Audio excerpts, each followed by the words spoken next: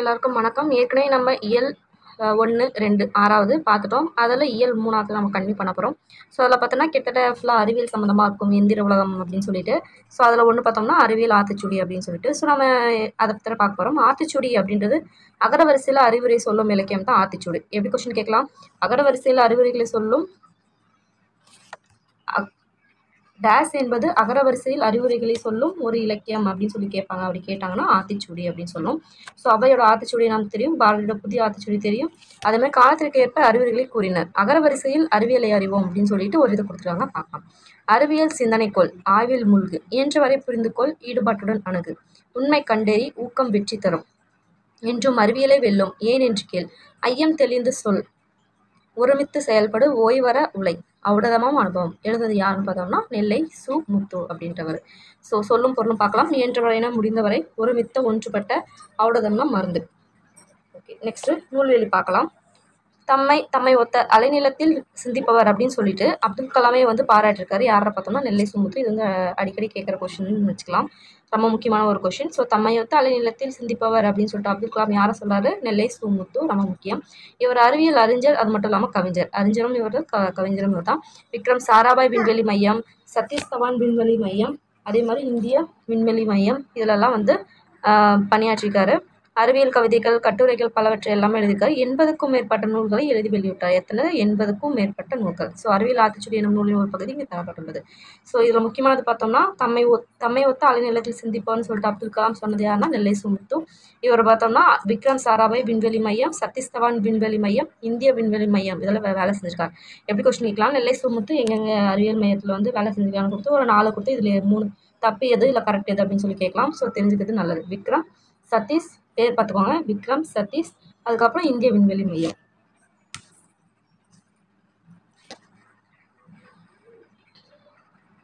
Next okay, உடல் நோய்க்கு தேவை ஔடதம். ஔடதம்னா மருந்துன்னு பார்த்தோம், அதான். நண்பர்களுடன் ஒருமித்து விளையாடு. நெக்ஸ்ட் கண்டறி. கண்டறினா கண்டு கூட்டல் அறி. நெக்ஸ்ட் ஓய்வற. ஓய்வு அற. ஓய்வு கூட்டல் அற. நெக்ஸ்ட் ஏன் என்று அப்படின்னு பார்த்தோம்னா ஏன் என்று. ஔடதம் கூட்டல் ஆம், ஔடதமாம். நெக்ஸ்ட் எதிர்ச்சொற்களை பொறுத்துக. ஸோ எதிர்ச்சொற்கள் பொறுத்துக்கிறாங்க. ஸோ அணுகுனா என்ன அர்த்தம்? நம்ம போய் சேர்றது அப்படின்ற மாதிரி வரும். அப்படின்னும் போது அதுக்கு எதிர்ச்சொல் என்ன பார்த்தோம்னா விலகு. ஐயம்னா டவுட், அதுக்கு இது என்னது? தெளிவு. ஊக்கம்னா என்ன அர்த்தம்? நல்ல ஊக்கமாக செயல்படுறதுன்னு அர்த்தம். அதோட எதிர்ச்சொல் அப்படின்னு பார்த்தோம்னா சோர்வு. உண்மைன்னா நம்மளுக்கே தெரியும். ஸோ அதோட எதிர்ச்சொல் என்னவா இருக்கும்? பொய்மை. அடுத்த லெசன் பார்க்கலாம். அறிவியலால் ஆள்வோம் அப்படின்றது. ஸோ நெக்ஸ்ட் அறிவியல் ஆய்வுக்கு எல்லை இல்லை. மண்ணில், விண்ணில், கடலில், காற்றில் என எங்கும் ஆய்வுகள் நிகழ்கின்றன. மனிதனின் நகலாக எந்திர மனிதரை படைக்கின்றன. மனித உடலின் பாகங்களையும் இயந்திரங்களின் பாகங்களைப் போலவே மாற்றுகின்றன. கோள்களில் நமக்கு தொலைவு இல்லை. நேற்றைய மனிதன் நினைத்து பார்க்காத பலவற்றை இன்றைய மனிதன் நிகழ்த்து காட்டுகிறான். இன்றைய மனிதனின் கனவுகளை நாளை நாம் நனவாக்கும் வாருங்கள் அப்படின்னு சொல்லிட்டு ஒரு பாட்டு கொடுத்துருக்காங்க. ஜஸ்ட் பார்த்துக்கலாம். ஆழக்கடலில் அடியில் மூழ்கி ஆய்வுகள் செய்து பார்க்கின்றான். நீலவானில் மேலே பறந்து நிலவில் வாழ நினைக்கின்றான். செயற்கைக்கோளை விண்ணில் ஏவி செய்தி தொடரில் சிறக்கின்றான். இயற்கை வளமும் புயலும் மழையும் எங்கே என்று உரைக்கின்றான். எலும்பும் தசையும் இல்லாது இயங்கும் எந்திர மனிதனை படைக்கின்றான். இணைய வலையில் உலகம் முழுமையும் உள்ளங்கையில் கொடுக்கின்றான். உறுப்பை மாற்றும் மருத்துவம் கண்டு உடலும் உயிரும் காக்கின்றான். அணுவை பிளந்து ஆற்றலை எடுத்து அனைத்தும் செய்து பார்க்கின்றான். நாளை மனிதன் கோள்களில் எல்லாம் நகரம் அமைத்து வாழ்ந்திடுவான். வேலைதோறும் பயணம் செய்ய விண்வெளி பாதை அமைத்திடுவான் அப்படின்னு சொல்லிட்டு ஒரு பாட நூலாசிரியர் குழு, இவங்கெல்லாம் குழுவை சேர்ந்தே ஒரு இது மாதிரி கொடுத்துருக்காங்க, ஒரு அறிவியல் சம்மந்த மாதிரி.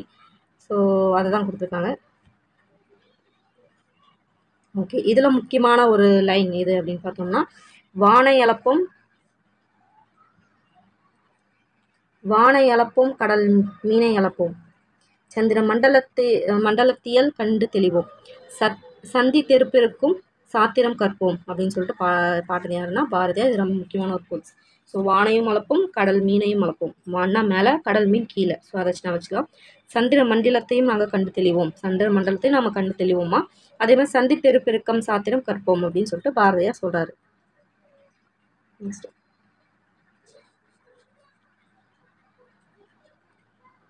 ஓகே, மனிதன் எப்போது உண்மையை உரைக்கின்றான். ஆழ்கடல் என்னும் சொல்லை பிரித்து எழுத கிடைப்பது ஆழ் கூட்டல் கடல். ஆழமான கூட்டல் கடல் போட்டக்கூடாது. விண்வெளி என்னும் சொல்லை பிரித்து எழுத கிடைப்பது விண் கூட்டல் வெளி. நீளம் கூட்டல் வான் நீலவான். இல்லாது இக்கூட்டல் இயங்கும் இல்லாதியங்கும். சாரி, இது வராது. இல்லதியங்கும் இருக்கு, இது தப்பு. இல்லாதியங்கும். பார்த்து அதை தான் நம்ம பார்த்து போடணும். குறியில் நெடிலும் மிஸ் ஆகிடக்கூடாது. இப்போ நான் சட்டையாக போட்ட மாதிரி போட்டக்கூடாது. நெக்ஸ்ட் 3வது பார்க்கலாம். ஒரு உரைநடை உலகம். கணியனின் நண்பன். எல்லாம் எந்திரமயமாகி வரும் காலம் இது. மனிதர்கள் தாங்கள் செய்யும் செயல்களை எந்திரங்களை கொண்டு செய்யும் வகையில் பலவற்றை உருவாக்கி வருகிறார்கள். மனிதர்கள் செய்ய முடியாத பணிகளையும் செய்து அப்படின்னு சொல்கிறாங்க. வீடு, அலுவலகம் எல்லாத்துலேயும் இருக்குது. கணக்கு போடுறதுக்கு கட்டுத்தர எல்லாமே இருக்குது அப்படின்னு சொல்லிட்டு சொல்கிறாங்க. ஸோ அதை பற்றி தான் பார்க்க போகிறோம். கணியன் வந்து பள்ளி முடித்து வீடு திரும்புகிறான். அழைப்பு மணி அழுத்தினா வந்து ஒரு ரோபோ வருது. ஸோ இதெல்லாம் வந்து தேவையில்லை. அப்படியே கீழே பார்க்கலாம். கொஷின் ஏரியா போகலாம். ஓகே, இப்போ என்ன பண்ணுறான்னா, அந்த எந்திர மனிதன் ரோபோட்டை கூப்பிட்டு வாங்கிட்ட கொஷின் கேட்கணும் அப்படின்னு சொல்லிட்டு அவர் உட்கார வச்சு இன்டர்வியூ எடுக்கிறாரு. ஸோ இன்டர்வியூனா சும்மா பேசுகிறாரு தெரிஞ்சுக்கிறதுக்காக. அது கேட்குற கொஷினுக்குலாம் பதில் சொல்லுது. என்னக்கா சொல்லுதுன்னு பார்க்கலாம். எந்திர மனிதன் நகர்ந்து கணியன் அருகில் வந்து யார் நீ அப்படின்னு சொல்லி கேட்டான் கணியன். நான் வந்து ஒரு எந்திர மனிதன், என்னை ரோபோ அப்படின்னு சொல்லி கூப்பிடுவாங்க அப்படின்னு சொல்லுது. அப்புறம் எல்லா வேலையும் செய்வியா, உன்னோட எப்படின்னா என்னை பற்றி தெரிஞ்சுக்கணும், என்னோட வரலாற்று தெரிஞ்சுக்கணும்னு சொல்லிட்டு இங்கே இருந்த கொஷின் ஏதாவது ஆரம்பிக்குது. ஸோ இது ஃபஸ்ட்டு மெயின் பாயிண்ட் என்ன பார்க்கலாம். நான் உருவாவதற்கு முன்பே, ரோபோ உருவாகிறதுக்கு முன்பே என்னை பற்றின கற்பனை மனிதர்கிட்ட இருந்துச்சு. அதபடி காரல் கபெக் பேர் ஞாபகம் வச்சுக்கோங்க.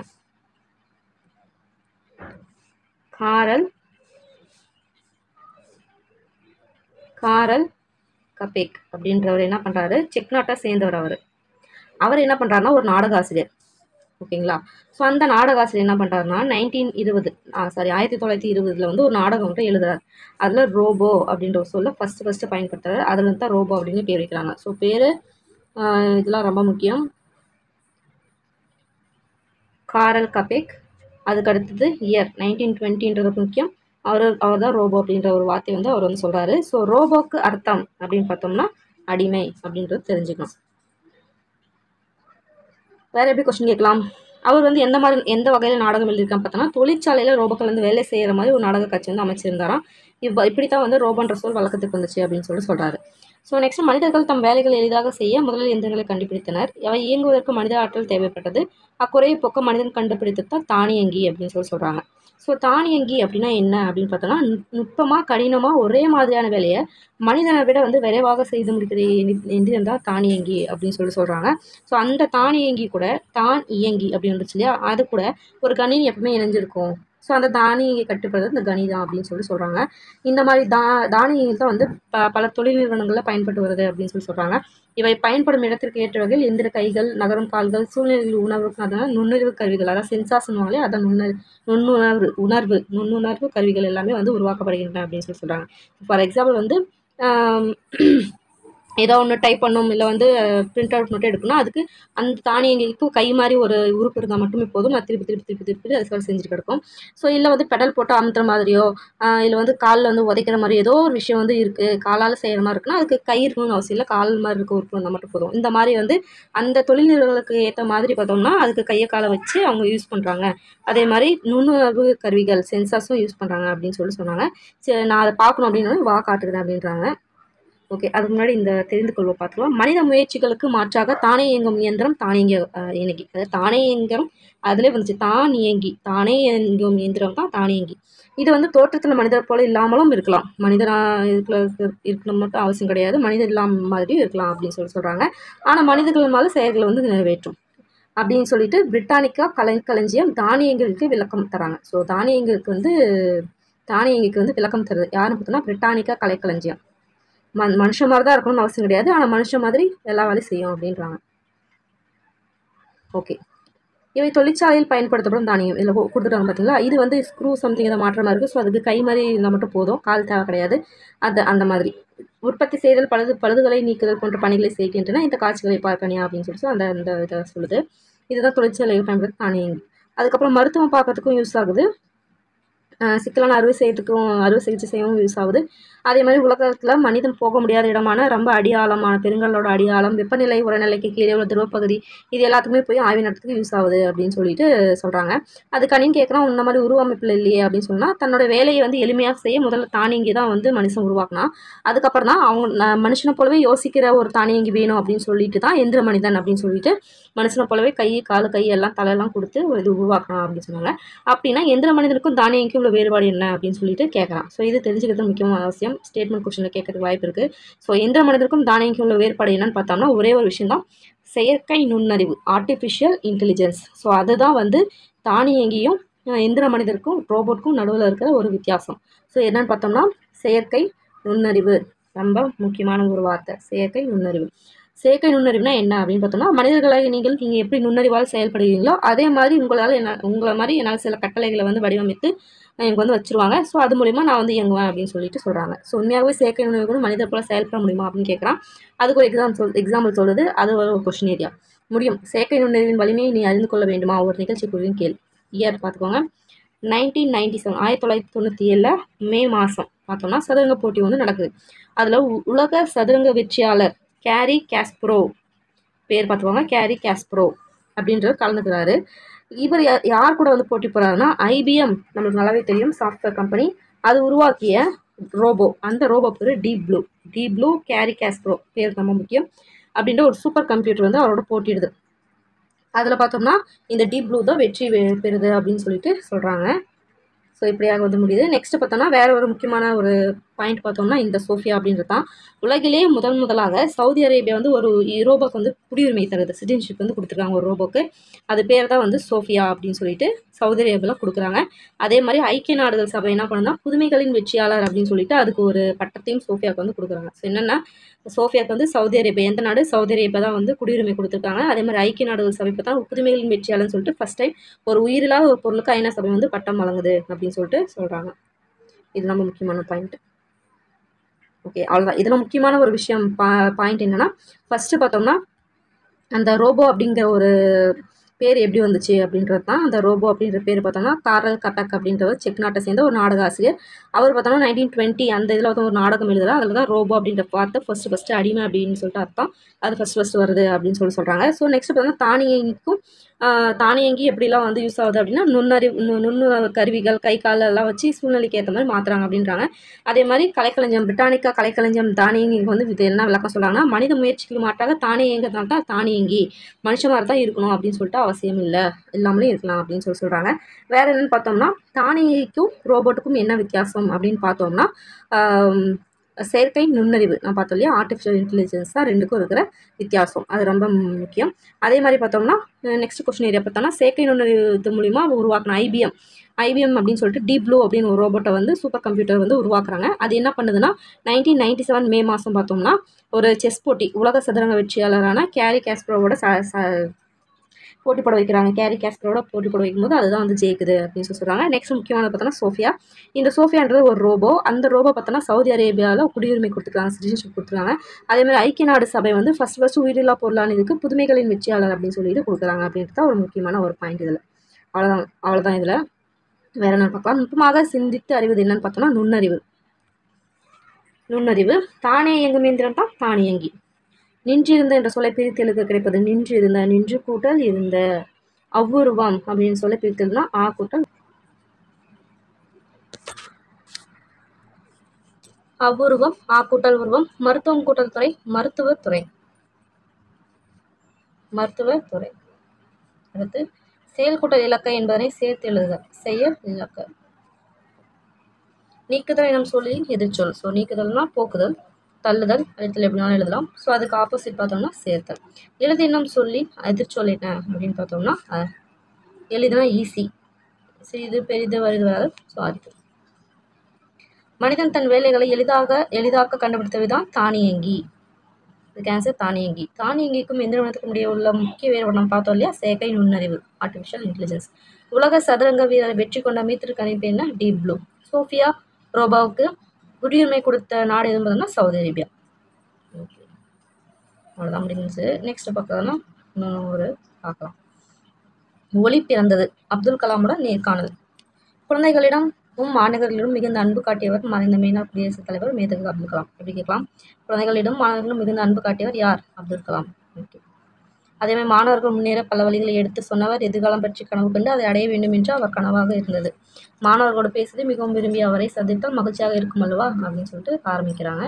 ஸோ ஒரு தொழில்நுட்ப கண்காட்சி நடக்குது. அதில் பார்த்தோன்னா மாணவர்கள் தொழில்நுட்ப கண்காட்சி அரங்குகளை ஒன்றாக பார்வையிட்டு கொண்டு வரும்போது அங்கே இருக்க கலாம் அரங்கு அப்படின்னு சொல்லிட்டு ஒரு இடத்துக்கு போகிறாங்க. ஸோ கொஷின் ஏரியாவுக்கு வந்து போகலாம்.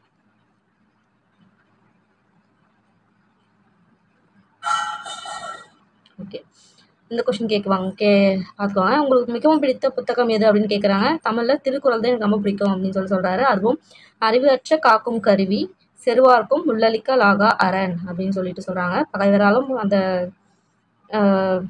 அறிவு வந்து அழிக்க முடியாது, அந்தளவுக்கு ஒரு கருவி தான் இந்த அறிவு அப்படின்றது வந்து சொல்கிறாங்க. ஸோ அதுதான் எனக்கு ரொம்ப பிடிக்கும் அப்படின்னு சொல்கிறாரு. என்னோடய வாழ்க்கைக்கு வலு சேர்த்த குரலும் அதுதான் அப்படின்றாங்க. அதே மாதிரி லில்லியன், இதெல்லாம் கொஷின் ஏரியா பார்த்துக்கோங்க. லில்லியன் வாட்சன் எழுதிய விளக்குகள் பல தந்த ஒளி, லைட்ஸ் ஃப்ரம் மினி லேம்ப்ஸ் அப்படின்றது எனக்கு எந்த நூல் அப்படின்றது எனக்கு ரொம்ப பிடிக்கும். அதை படிக்கும்போது தான் அறிவு, தன்னம்பிக்கை, மகிழ்ச்சி இந்த மூணும் பெற்றேன் அப்படின்னு சொல்கிறாங்க. எப்படி கொஷின் கேட்கலாம்? எந்த புத்தகத்தை படிக்க போது அறிவு, தன்னம்பிக்கை, மகிழ்ச்சி ஆகிய மூன்றையும் பெற்றேன் என்று சொன்னார் அப்படின்னு பார்த்தோம்னா லைட்ஸ் ஃப்ரம் மினி லேம்ப்ஸ், விளக்குகள் பல தந்த ஒளி, எழுதுனது லில்லியன் வாட்சன். ஸோ இப்படியும் கொஷின் கேட்கலாம். இது அப்படியே மாற்றியும் கேட்கலாம். அதாவது விளக்குகள் பல தந்த ஒளி, லைட்ஸ் ஃப்ரம் மினி லேம்ப்ஸ், இது இந்த நூலை படித்ததுனால அவருக்கு என்னென்னலாம் வந்துச்சு அப்படி மூணு என்னென்ன பார்த்தோம்னா அறிவு, தன்னம்பிக்கை, மகிழ்ச்சி. அதே மாதிரி எந்த குறள் படித்ததுனால எந்த குறள் பார்த்தோன்னா அவரோட வாழ்க்கைக்கு வலு சேர்த்துது அப்படின்னு சொல்லி கேட்கும்போது இதுவும் கேட்கலாம். ஸோ அதுக்கேற்ற பார்த்துக்கணும். ஓகே, நெக்ஸ்ட் கொஸ்டின் பார்த்தோன்னா நீங்கள் பெரிதும் மகிழ்ச்சி நிகழ்வு வந்து ஏவுகணை சோதனை தான் அப்படின்னு சொல்லிட்டு கேட்குறாங்க. அதுக்கு அவர் என்ன சொல்கிறாரு? இல்லை, போலியால் பாதிக்கப்பட்டவங்க வந்து 3 கிலோ எடையுள்ள செயற்கைக்கால்களை பொருத்தி கொண்டு ரொம்ப கஷ்டப்பட்டு நடந்திருக்காங்க. ஸோ அதனால் பாதுகாப்பு கருவிகளில் பயன்படுத்தப்படும் கார்பன் நிலையை கொண்டு 300 கிராம் எடையில் செயற்கைக்கால்களை உருவாக்கப்பட்டன. அதனை அவர்கள் அணிந்து மகிழ்ந்த நிகழ்ச்சி தான் எனக்கு பெரும் மகிழ்வை அளித்தது. ஸோ கேட்கலாம். ஸோ அப்துல் கலாம் பெரும் மகிழ்ச்சி அடைஞ்ச ஒரு நிகழ்ச்சி எது அப்படின்னு சொல்லி கீழே கொடுத்து பார்த்தோன்னா அணு ஆயுதம் இது அதுன்னு சொல்லி நிறைய கொடுத்து இதுவும் கேட்கலாம். ஸோ அப்படின்னும் போது கார்பன் நிலை 300 கிராம் செயற்கைக்கால். ஓகே, நெக்ஸ்ட் ஐயா, சுதந்திர இந்தியாவின் வெற்றிக்காக எதை கருதுகிறீர்கள் அப்படின்னு சொல்லி கேட்குறாங்க. அதுக்கு உணவு உற்பத்தியில் தண்ணீர் அடைந்துள்ளோம், தகவல் தொழில்நுட்ப தகுதியில் மிகுதியாக வளர்ச்சி பெற்றுள்ளோம், எவ்வகையான செயற்கைக்கோளை மேயும் திறன் நம்மிடம் இருக்கிறது, அணு உலைகள் மூலம் மின்சாரம் தயாரிப்பதில் முன்னிலையில் உள்ளோம், அதே மாதிரி நவீன மருந்துகளும் பாரம்பரிய மருத்துவங்களும் வளர்ச்சி பெற்றிருக்கின்றன. பாதுகாப்புத்துறையை பொறுத்தவரை 2 பேர் பார்த்துக்கோங்க, அக்னி மற்றும் பிருத்திவி ஏவுகணை செலுத்துவதில் வெற்றி பெற்றோம், இதெல்லாம் இந்தியாவுக்கு வெற்றிகளாக கருதுறோம் அப்படின்னு சொல்கிறாங்க. ஸோ அடுத்து பார்த்தோம்னா மருந்து வந்து அதாவது இந்த அளவுக்கு முன்னேறிந்தும் நம்ம மனுஷங்கள் பல நோயால் பாதிக்கப்படுறாங்க, அதுக்கு மருந்து இல்லையா அப்படின்னு சொல்லி கேட்குறாரு. அதுக்கு என்ன பண்ணுறாங்கன்னா கடலுக்கு அடியில் மனிதர்களால் கண்டெடுக்கப்பட்ட நிறையா தாவரம் உயிரினம் எல்லாமே இருக்குது. அதுலேருந்து மூலக்கூறுவை யூஸ் பண்ணி மருந்துகளுக்கு இது பண்ணுறதுக்கு வாய்ப்பு இருக்குது. அப்போ தான் எய்ட்ஸ் போன்ற உயிர்கொல்லி நோய்களை மட்டும் இல்லாமல் இதுக்கு மேலே வர புதிய நோய்களை கூட தடுக்கலாம் அப்படின்னு சொல்லிட்டு சொல்கிறாரு. ஸோ 100 ஆண்டுகளுக்கு பிறகு நம்மளோட இந்தியா எப்படி இருக்கும் அப்படின்னு சொல்லிட்டு நினைக்கிறீங்க அப்படின்னு சொல்லி கேட்குறாரு. அது 3 சிறப்பு பெற்றிருக்கும் அப்படின்னு சொல்லிட்டு நம்புறாரு. என்னென்னு பார்த்தோம்னா 1000 வருடங்களுக்கு முன்பு நாலந்தா பல்கலைக்கழகத்தில் இருந்ததை போல வலுவான கல்வி முறை இருக்கும் அப்படின்னு சொல்கிறாரு. அனைத்து இயற்கை வளங்களும் தீர்ந்து போயிருக்கும், ஆயினும் நாம் தயாரித்து அனுப்பிய செயற்கைக்கோள்கள் சூரிய சக்தியை பெற்று நமக்கு அளிக்கும் அப்படின்றாரு. அதே மாதிரி செவ்வாய்க்கோளில் மனிதனம் குடியேறியிருக்கும் அப்படின்னு சொல்கிறாரு. ஓகே, நெக்ஸ்ட் பார்த்தோம்னா செவ்வாய்க்கோளில் மனிதன் வாழ முடியுமா? சரி, எங்களை எல்லாம் எப்போது நிலவுக்கு அழைத்து செல்வீர்கள் அப்படின்னு சொல்லி கேட்குறாங்க. அதுக்கு பார்த்தோம்னா 525 கிலோ எடையுள்ள ஆளில்லா செயற்கைக்கோளை இந்தியா நிலவுக்கு அனுப்பியுள்ளது. அடுத்தடுத்த ஆண்டுகளில் ஏவூர்திகளில் மனிதர்களை நிலவுக்கு அனுப்புவோம் என நிலவுக்கு செல்ல தயாரிருங்கள் அப்படின்றாரு. ஸோ எத்தனை கிலோ எடையுள்ள ஆளில்லா செயற்கைக்கோள் அனுப்பியிருக்காங்க? 525. 5 5 25 அப்படின்னு வச்சுக்கோங்க. 5 2 5 அந்த மாதிரி. வேற என்ன? நெக்ஸ்ட் இந்த லைன் ரொம்ப முக்கியம். அதாவது என்ன கொஷின் கேட்குறாங்கன்னா பசங்க, உலகத்தில் ஃபஸ்ட்டு விஞ்ஞானி சொல்லிட்டு யாரை சொல்லலாம் அப்படின்னு சொல்லி கேட்குறாங்க. அதுக்கு வளர்ந்து வாழ்வது எல்லாம் இந்த கேள்வி கேட்கும் திறனால் தான். அதாவது கேள்வி கேட்குற மனப்பான்மை அறிவியல் பிறந்தது. அந்த மாதிரி வளர்ந்தது வாழ்வது என இந்த கேள்வி கேட்கும் திறனால் தான். குழந்தைகளின் கேள்விக்கு தான் முடிவே இல்லை, கேள்வி கேட்கும் ஒவ்வொரு குழந்தையும் விஞ்ஞானி அப்படின்னு சொல்கிறாரு. எனவே குழந்தைகளாகிய நீங்கள் தான் இவ்வுலகின் முதல் விஞ்ஞானி அப்படின்னு சொல்லிட்டு சொல்கிறாரு. இந்த லைன் ரொம்ப முக்கியம். ஓகே ஓகே நெக்ஸ்ட் என்ன கொஸ்டின் கேட்குறாங்கன்னா வெற்றி அடைகிற வழி என்ன அப்படின்னு சொல்லி கேட்குறாங்க. அதுக்கு 2 வழி இருக்குது. அறிவை வளர்க்கும் அனைவரின் பேச்சையும் கவனிங்கள், வியர்வை வேர்வை வேர்வை அப்படின்னு சொல்லி முடிக்கிறாரு. ஸோ கொஸ்டின் ஏரியாவெலாம் நான் காட்டுறீங்களா, அதெல்லாம் பார்த்துக்கணும். ஓகே, அவ்வளோதான், இது முடிஞ்சது. நெக்ஸ்ட் பார்த்தோம்னா இலக்கண பகுதி, மொழி முதல் இறுதி எழுத்துக்கள். இது ரொம்பவே முக்கியமான ஒரு பாட்டு. ஏன்னா இதில் நிறைய பார்த்தோம்னா அந்த இறுதியாக எப்போ வரும், நடுவில் எழுத்து வரும்னு சொல்லிட்டு நிறைய நான் இதில் வந்து வரும். ஸோ இதை கொஞ்சம் கவனமாக நீங்கள் பார்க்கணும். வாங்க போகலாம், ஸ்டார்ட் பண்ணலாம். ஓகே, நம் தமிழ் சொல்ல பார்த்தோம்னா நம் எளிதாக ஒழிக்கும் வகையில் உருவானவை. வேற்றுமொழி சொற்களை பேசுகையில் நமக்கு தடுமாற்றம் ஏற்படுகிறது. நம் மொழியின் சொற்களின் இயல்பையும் மரபையும் அறிந்து கொள்வது தேவையானது. சொல்லின் முதலிலும் இடையிலும் இறுதியிலும் எந்தெந்த எழுத்துக்கள் வரும் என்பதை அறிந்து கொள்வதால் மொழியை நன்கு பேச முடியும்னு சொல்கிறாங்க. ஸோ அந்த மாதிரி மொழியோட முதல் இடை இறுதியில் என்னென்ன மொழியில் வரும் அப்படின்னு சொல்லிட்டு இது பண்ணியிருக்கோம். ஸோ தமிழ் எழுத்துக்களில் வகை தொகை பற்றி நம்ம தெரிஞ்சுக்கிட்டோம். அதே மாதிரி எல்லா எழுத்துக்களும் எல்லா இடங்களிலும் வருவதில்லை. சொல்லின் முதலிலும் இடையிலும் இறுதியிலும் வரும் எழுத்துக்கள் பற்றி தெரிந்து கொள்வோம் அப்படின்னு சொல்லிட்டு சொல்கிறாங்க. ஓகே, ஃபஸ்ட்டு மொழி முதல் எழுத்துக்கள். இது வந்து எப்படி வந்து பிரிக்கிறாங்கன்னா, மொழி முதல் எழுத்துக்கள் எது வரும், அடுத்து முதலில் வராத எழுத்துக்கள், அதுக்குமே இறுதி எழுத்துக்கள் என்ன, இறுதியில் வராத எழுத்துக்கள், அதே மாதிரி இடையில வர எழுத்துக்கள் அப்படின்னு சொல்லிட்டு பிரிக்கிறாங்க, 5ஆக பிரிக்கிறாங்க. ஸோ ஃபஸ்ட்டு பார்த்தா மொழி முதல் எழுத்துக்கள் என்னென்ன அப்படின்னு பார்க்கலாம். அதில் பார்த்தா மொழி என்பதற்கு சொல் அப்படின்னு சொல்லிட்டு பொருள் இருக்குது. ஸோ மொழிக்கு சொல் அப்படின்னு பொருள் இருக்குது. சொல்லின் முதலில் வரும் எழுத்துக்கள் வந்து மொழி முதல் அப்படின்னு சொல்லுவாங்க. முதல்ல வர்றது மொழி முதல் சொல்லுவாங்க. ஸோ உயிரெழுத்துக்கள் 12மே வந்து பார்த்தோம்னா சொல்லோட முதல்ல வரும் அப்படின்னு சொல்கிறாங்க. இது ஃபஸ்ட் பாயிண்ட். உயிரெழுத்துக்கள் 12மே சொல்லோட முதல்ல வரும். நெக்ஸ்ட் கசத்தப்ப, இது எப்படி ஞாபகம் வச்சுக்கலாம்னா, அந்த வல்லினத்தில் பார்த்தீங்கன்னா காசா தாப்பா வரும், ரா மட்டும் தான் வராது, அதுக்குள்ள நாமா வரும். ஸோ கசத்தப்ப நம்ம அப்படின்னு ஞாபகம் வச்சுக்கோங்க. இதில் எல்லா உயிர்மெய் எழுத்துக்களும் சொல்லோட முதல்ல வரும். அதே பார்த்தோம்னா உயிர்மெய் எழுத்துக்களில் சில எழுத்துக்களான ஞா ஞா யா வா இது மட்டுமே சொல்லும் முதல்ல வரும். ஸோ இது இல்லாமல் வேறு என்ன வரும் உயிர்மெய் எழுத்தில் அப்படின்னு பார்த்தோம்னா ஞா ஞா யாவா ஞ ஞ யவ அப்படின்னு சொல்லிட்டு ஞாபகம் வச்சுக்கோங்க. ஸோ ஞா வரிசையில் ஞா இன்னும் ஓர் எழுத்து மட்டும் மொத்தம் வந்து சொல்லோட முதல்ல வரும். அதாவது இங்கே ஞால ஒரே ஒரு எழுத்தானா ஞா மட்டும் தான் வரும். காலத்தில் ஞனம் என்னும் சொல் தனித்து இயங்காமல் அங்கனம் இங்கனம் எங்கனம் என்னும் சொற்களில் மட்டுமே வழங்கி வருகிறது, ஆனால் இருந்திருக்கு அப்படின்றாங்க. ஸோ இதே பார்த்தோன்னா ஞால என்னென்ன வரும்னு பார்த்தோம்னா 4 எழுத்து, அதாவது ஞால ஒரு எழுத்து, ஞால 4 எழுத்து. அது எதுன்னு பார்த்தோம்னா ஞா நெஞ்சோ ஞாபகம் வச்சுக்கோங்க, ஞா நெஞ்சோ. அடுத்து யா வரிசையில் வந்து 6 எழுத்து, அதே மாதிரி 4 1 4 இப்போ 6 அப்படியே ஈவன்லேயே வரும் பாருங்க. யால பார்த்தோம்னா ஐயா யு யோ யோ, அவ்வளோதான். ஐயா ஐயா யு யா இப்படி வச்சுக்கோங்க. யா நெக்ஸ்ட்டு யூ நெக்ஸ்ட்டு யோ அப்படின்னு சொல்லிட்டு ஞாபகம் வச்சுக்கோங்க. ஸோ 6 எழுத்து இப்படி ஞாபகம் வச்சுக்கோங்க. வா வரிசையில் வா விவ்வி வெவ்வே வை வவ். ஓகேங்களா, வவ்வா விவ்வி வெவ்வே வை வவ். ஓகேவா, அந்த மாதிரி 8. ஸோ ஞால 1 4 ஞா நெஞ்சோ 4, யா வரிசையில் ஐயா யு யோ இது 6, வா வரிசையில் பவ்வா விவ்வி வெவ்வே வை வவ் அப்படின்னு 8. ஸோ முதல்ல வரது எதுன்னு பார்த்துட்டோம். மொழிக்கு முதல்ல வராத எழுத்துக்கள் எதுன்னு பார்க்கணும்னு பார்த்தோன்னா மெய்யெழுத்துக்கள் 18 சொல்லில் முதலில் வாரா. ஸோ உயிரெழுத்துக்கள் 12 மொழிக்கு முதலில் வரும். இதே மெய்யெழுத்துக்கள் 18 சொல்லின் முதலில் வாரா.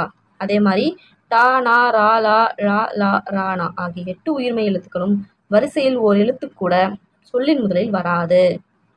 நம்ம பார்த்தோம் இல்லைங்களா. ஸோ டானா ராலா லாலா ராணா இது எதுவுமே பார்த்தோம்னா இந்த 8 உயிர்மெய் எழுத்துக்களும் வரிசையில் ஒரு எழுத்து கூட சொல்லின் முதலில் வராது. நெக்ஸ்ட் ஆயுத எழுத்து அதே போல் வந்து சொல்லின் முதலில் வராது, நமக்கு நல்லாவே தெரியும். ஸோ நம்ம மேலே பார்த்தோம் ஞா யாவா, அதில் சொன்ன எழுத்துக்கள் தவிர இது எதுவுமே முதலில் வந்து வராது அப்படின்றாங்க. இவங்க என்ன சொல்கிறாங்கன்னா டமாரம் ரம்பம் லண்டன் பிரான்ஸ் டென்மார்க் போன்றவை பார்த்தோம்னா பிறமொழி சொற்கள், இவற்றில் வந்து தமிழின் ஒளி பெயர்த்து இருக்கிறோம் அவ்வளோதானே தவிர இது வந்து ஒரிஜினல் தமிழ் இது கிடையாது. ஸோ வந்து இதில் வந்து இதெல்லாம் ஃபஸ்ட்டில் வருதே அப்படின்னு சொல்லிட்டு வந்து கேட்கக்கூடாது. அதுக்காக தான் இந்த எக்ஸாம்பிள்னு சொல்லியிருக்காங்க. ஏன்னா அதெல்லாம் பிறமொழி எழுத்துக்கள். ஓகே, முதல் முடிச்சாச்சு. மொழி இறுதியில் சொல்லின் இறுதியில் வரும் எழுத்துக்கள் தான் மொழி இறுதி. முதல்ல வந்துச்சுன்னா மொழி முதல், இறுதியில் வந்துச்சுன்னா மொழி இறுதி. உயிரெழுத்துக்கள் 12 மெய்யுடன் இணைந்து உயிர் மெய்யாக மட்டுமே மொழியின் இறுதியில் வரும். உயிரெழுத்து 12 மெய்யுடன் இணைந்து உயிர் மெய் மட்டும்தான் கடைசியில் வரும்ன்றதை அப்படி சொல்கிறாங்க. அடுத்து மெய்யெழுத்தில் 11 மெய்யெழுத்தில் 11 மொழியும் இறுதியில் வரும்.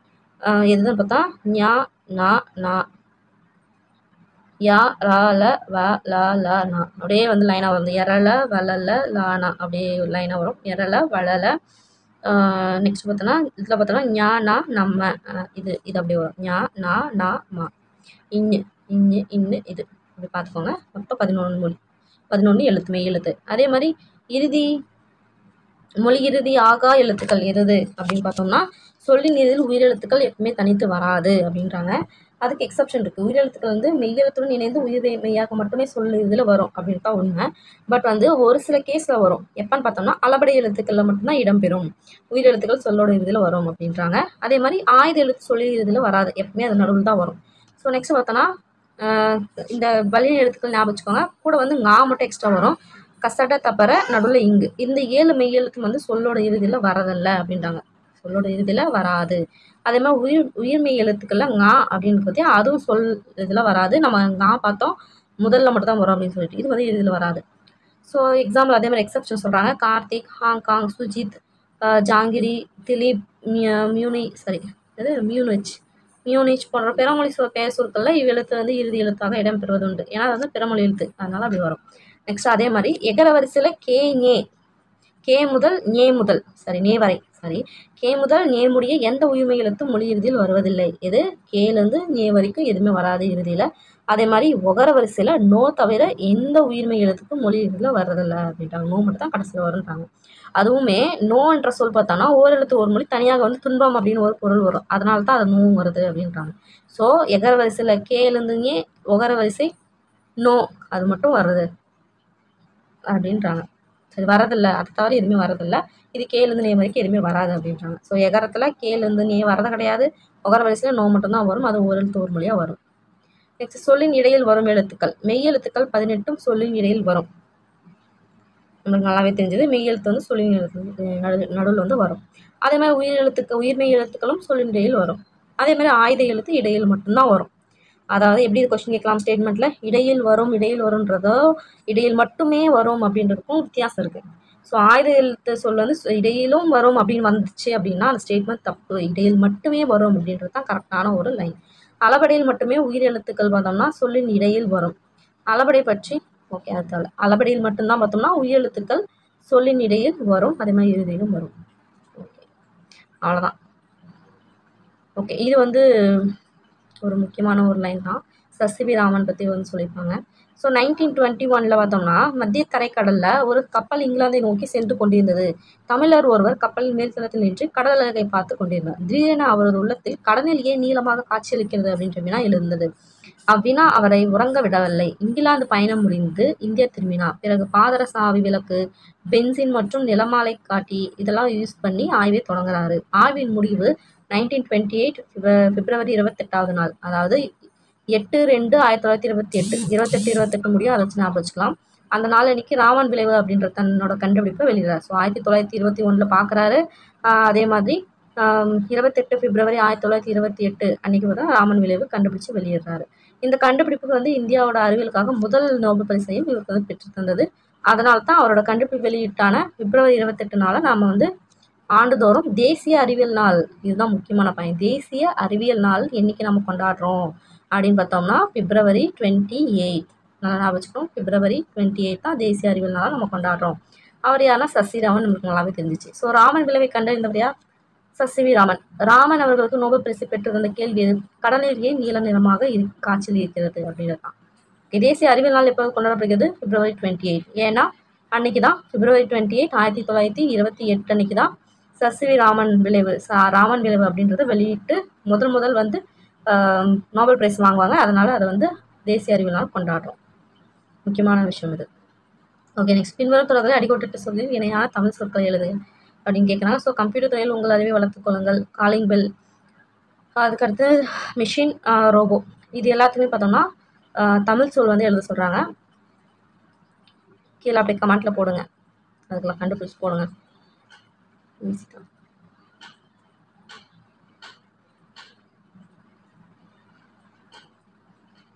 ஓகே, இது பார்த்தோம்னா அப்துல் கலாமின் சுயசரிதை பார்த்தோம்னா அக்னி சிறகுகள்.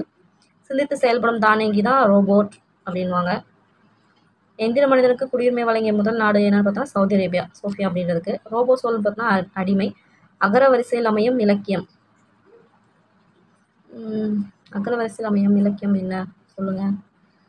நெக்ஸ்ட் பார்த்தோம்னா புதுமைகளின் வெற்றியாளர் என்று பட்டம் பெற்ற எந்திர மனிதன் யாரு? சோஃபியா. ஆராய்ச்சி என்பதை குறிக்கும் சொல் சதுரங்கம் டேஸில் சதுரங்க போட்டியில். மருந்து என்னும் பொருள் தரும் சொல் ஔடதம். அப்துல் கலாம் வகித்த குடியரசுத் தலைவர், முன்னாள் குடியரசுத் தலைவரா? அதெல்லாம் போய் பாருங்க. ஓகே, கலைசொல் செயற்கை நுண்ணறிவுனா ஆர்டிஃபிஷியல் இன்டெலிஜென்ஸ். மீத்திறன் கணினியா சூப்பர் கம்ப்யூட்டர். செயற்கைக்கோள் சேட்டலைட். நுண்ணறிவு இன்டெலிஜென்ஸ். ஓகே ஓகே, அவ்வளோதான் முடிஞ்சிச்சு. இயல் 3 வந்து முடிஞ்சிச்சு. ரொம்பவே ஈஸி தான். அப்படியே நீங்கள் அந்த நோட்ஸ் அந்த லைன் பண்ணது நான் சொன்னதெல்லாம் வந்து அப்படியே நோட் பண்ணிட்டு வந்தீங்கன்னா முடிஞ்சிடும். நெக்ஸ்ட் இயல் 4 பார்த்தோம்னா கண் என்ன தகும் அப்படின்னு சொல்லிட்டு ஒரு இதை தான் பார்க்க போகிறோம். ஸோ கல்வியை பற்றி ஃபுல் அண்ட் ஃபுல் இருக்கும். ஸோ அதை வந்து நெக்ஸ்ட் வீடியோவில் பார்க்கலாம். பை.